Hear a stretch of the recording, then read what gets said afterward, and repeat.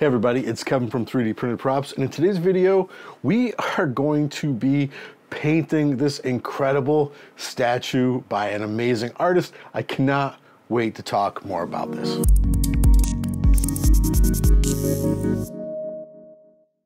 Okay, so I'm not sure how I stumbled across this artist. Maybe I was just like looking, doing some Google searches for, interesting 3D prints. I cannot remember.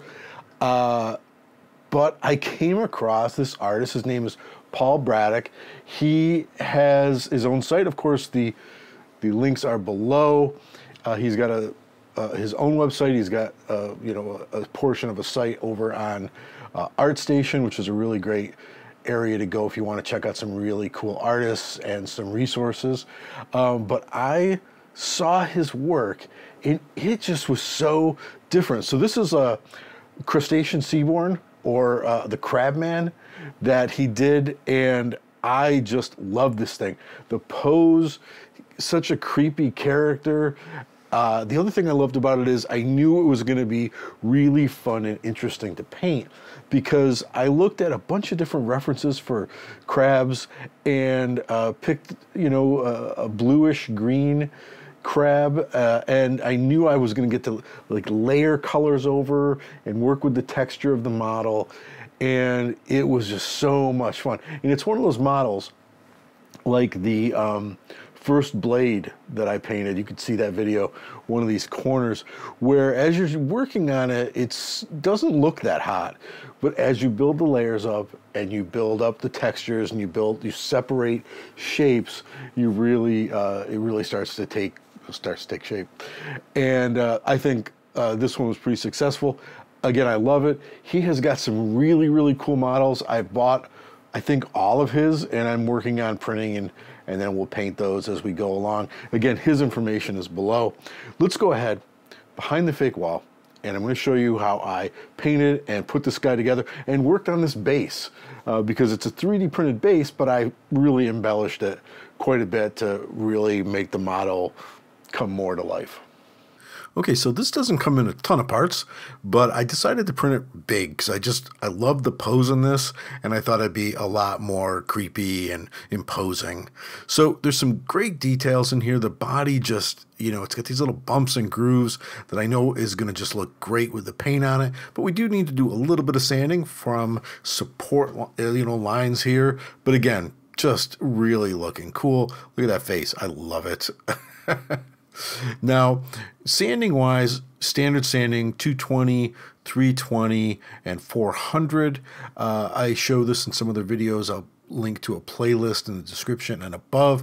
I also like to use these little files to get into little cracks and crevices. You can see they are really, really good for that. But always wear a respirator. When you're sanding resin prints, the dust is super, super fine.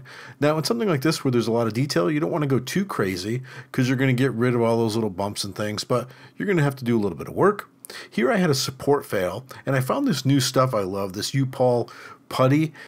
It works so much better than the old glazing compound I used to use, and it dries super fast. Now, I just made this little board up here so that when I paint these, they don't go flying all over the place. Just make it so when you're painting, you don't have to worry about these things. And we're going to use some basics paint. This is just basic acrylics, and I'm going to start out giving the whole Crabman a sort of a fleshy color as my base coat. I probably should have just spray painted all this, but this way it was cold outside and I could do the acrylics just fine. Now I'm going to go ahead and do a little bit of a dry brush over these bumps, and you can see here I didn't give this a second coat because the gray of the resin have given me this nice little modeling. And then I do that on top of it, this dry brush with a little bit of lighter peach color, just to sort of make some of these highlights pop. But I need more depth. So I'm going to use these inks. Now these are translucent. They will show the colors underneath, and I'm going to sort of wipe them away here and there with my fingers or paper towels just to sort of have them, go further in the background.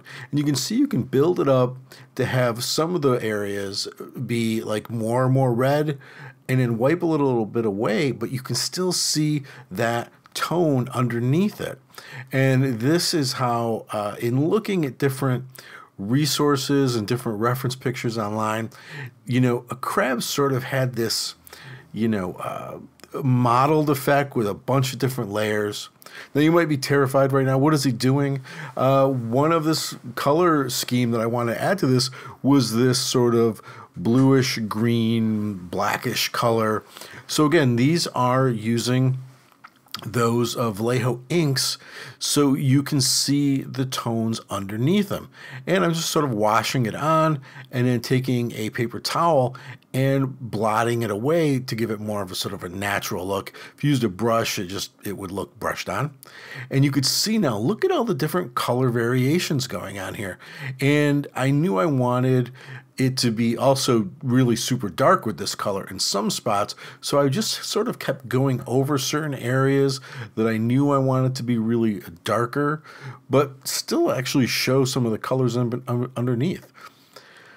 And I also wanted a little bit of a difference in the claws. Now, I did see a lot of the claws in some of the references where they had a more reddish tint all the way down, so I made sure I added that. And I liked it, so I added a little bit more red wash throughout a lot more of the model. So I have this other layer of color. So there's the peach, there's that little bit of a lighter color on the highlights, there's the deep reddish orange in the really low-lying areas, and then I could just sort of pour this translucent blue-green blackish color over everything, wipe it in certain spots, and then get that translucent look where you can see all the way down through the print. Now, I thought the eyes would look good black. I just kept thinking Mr. Krabs when I was doing this. And then I decided to work on the base, and I wanted to add some seashells. I almost couldn't say it, seashells to it. And I started just by coating the whole thing with Elmer's glue in a box, and you'll see why I use this box in a minute, because I had a bunch of sand. So I poured the sand all over it and sort of pushed it down. And then I used some of this Liquitex varnish. I watered it down a lot, and I just sort of brushed it on and poured it down so it would hold all the sand down. Yes, the glue was doing it, but still it was flaking off and it was being very messy. So I did that, and it took care of it. Now we're going to glue on and glue together Mr. Krabs here, Crab Man. And sometimes I'll use some of this accelerant if I don't want to hold it, to wait for it to dry. Links to everything I use here, the paints, the brushes, the inks, all below. Now the eyes seemed a little dead, so I used some of this Vallejo varnish to just cover them up so they'll be really, really super shiny and glassy and really catch the light. And it makes it look so much creepier. Now, I glued him to the base with some really old super glue. I have to buy a new Bob's because I left the cap off of that and it's totally dry. And we started putting the body together, and now it's time to get all my little junk that I collected on the beach, shells and grass and whatnot. It was a really awesome vacation down at the Outer Banks with the family, and now I'm just putting it all over this base. And I wasn't sure how to get it to stick there, so I just used some acrylic spray, clear coat, and it stuck right on. And I just cut this felt base off because the bottom was a little scratchy. There was some sand there, and that was it. And look at how this sucker came out. So happy with it. He looks so creepy and just cool and noble, actually. I can see him. He reminds me of something that you might seen in House of the Dragon, where, you know, you've got this character who, you know, where does he come from? And, you know, he looks ancient, and, you know, really happy with the whole thing, the color tones, how it turned out. And I can't wait to work on more of Paul Braddock stuff because it is awesome. So super happy with how this thing turned out. The color scheme I went with, I was a little on the edge there for a minute, wondering if it was going to work out.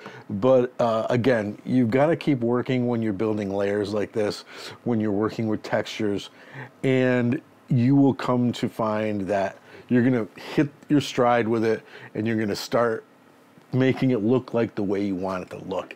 And if it doesn't maybe look the way exactly you want it to look in your head, you know, pivot. Maybe it's looking better. If it's looking a little worse, tweak it and sort of work your way back to what you want. But don't get discouraged, especially with something like this.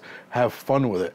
The base was super fun. Again, using sand and shells and grasses from a North Carolina vacation the family took last year. yes, that's how long I've had these prints. The sand and things are from last summer. I'm just getting around to printing these, but I really now want to work through all the figures now that I just love how this guy's stuff works and how it looks and how it went together. Really, really cool stuff. Guys, thanks a lot. I hope you like the model. This is going to be going right up in my office so I can take a look at this every day. Super fun print. Check out his site. Really show him some love because he just does some really, really incredible work.